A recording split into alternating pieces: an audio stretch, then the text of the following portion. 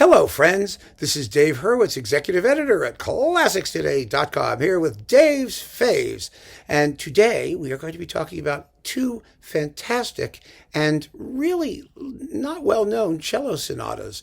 One by a composer who is extremely well-known, and one by a composer who ought to be, but isn't. It is this stunning Hyperion disc of cello sonatas by Alkan and Chopin. You know, Chopin is so famous as a composer of little bits for piano and occasionally medium bits, like a polonaise. They're sort of bigger. But generally speaking, he was not supposed to be very comfortable writing in large forms. The thing is, those large forms that he did write in, once he is mature large forms, like the two late piano sonatas, numbers 2 and 3, or the cello sonata, are fabulous.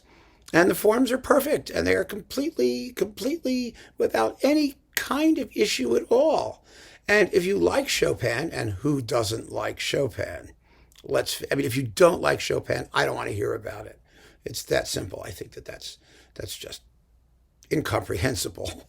The cello sonata is a piece you should know. It's his only major chamber work.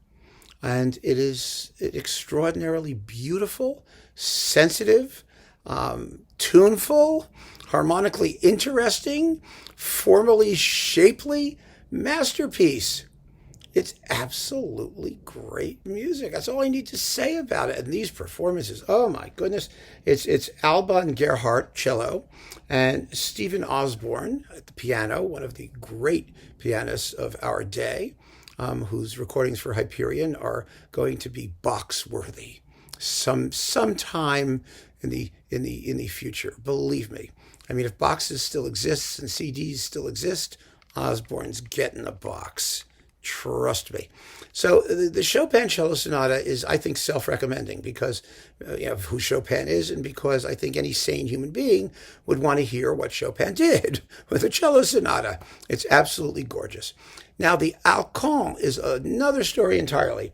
Alkan's cello sonata, it's actually called it actually has a name. I think it's called something Sonata de Concert, or I don't know. Well, it's called Cello Sonata in E major. At least it is here. So let's just go for it and keep it at that. That it is another extraordinary piece. Now, Alkan was a strange, interesting composer. You know, he's the one who supposedly died when the Talmud fell on him. He was Jewish, and he was reaching for a volume, and the bookshelf fell over and supposedly crushed him to death. That apparently is an apocryphal story, but it's such a good one. I think we should just stick with it. I mean, however he did die couldn't possibly be as interesting as that way, so we'll go with it. He was virtually unknown until about 3 decades ago, when his music started to be rediscovered. It is virtuosity married with an incredibly strict approach to form, almost neoclassical in its approach to form, but insanely virtuosic. I mean, he made Liszt nervous. He was an outstanding performer, and his music is well, he's been called like the Berlioz or the Mahler of the piano. It's kind of like romantic megalomaniacal excess, but again under strictly controlled formal conditions, and that's what makes it so intense. There's always this tension, and tension in his music between its tendency to want to just explode all over the place, and the fact that he's keeping it within rigid structural bounds at all times. It's something else. It really is. It's amazing.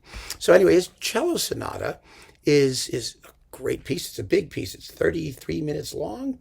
I mean, the Chopin's about half an hour. There's not that much difference, but it has a completely different sound to it. It really does. And because his piano writing is so crazily virtuosic, I mean, you wonder what's going to happen with a cello. And in most performances, that's exactly the problem. You know, the writing for the cello tends to be often in its lower register. It's a dark piece. And so you've got the piano going crazy, and somewhere underneath you hear this thing grinding away. I mean, it's kind of like hearing, a great piano piece being disturbed by a fly buzzing around and annoying you. And so to make it balance and work well, you need to have two absolutely extraordinary performers. And here you really do. I mean, my goodness, they play it well. And all credit to Alban Gerhardt for making his instrument really sound throughout all of its registers, and Osborne, who can play with incredible virtuosity but also incredible sensitivity. Just because the notes are flying out at billions a minute, that doesn't mean he has to pound or play so loudly that you don't know that there's a cello there. They're all there, but the finale of this cello sonata is a tarantella or saltarella or something. What does he call it here? It's a saltarella, he calls it. And one of those Italian things. That thing. It's unreal. It is absolutely unreal. It is a ride in hell. It's extraordinary. And to hear how the cello and piano have to keep up with each other and get through this thing is, oof. There's nothing like it in the literature. I mean, the Chopin sonata is Chopin. It's all lyricism and achingly beautiful harmony. This is different. This is take you by the throat and give you a good shake kind of music. And they make a wonderful coupling, and they're fabulously well recorded, and the performances are second to none. I mean, just amazing. This is one of my favorite records of French chamber music, actually, because these pieces are both so gorgeous and extraordinary, and these performances just give me everything I want in them. They really, really do. So keep on listening, friends. Thank you so much for joining me. Take care.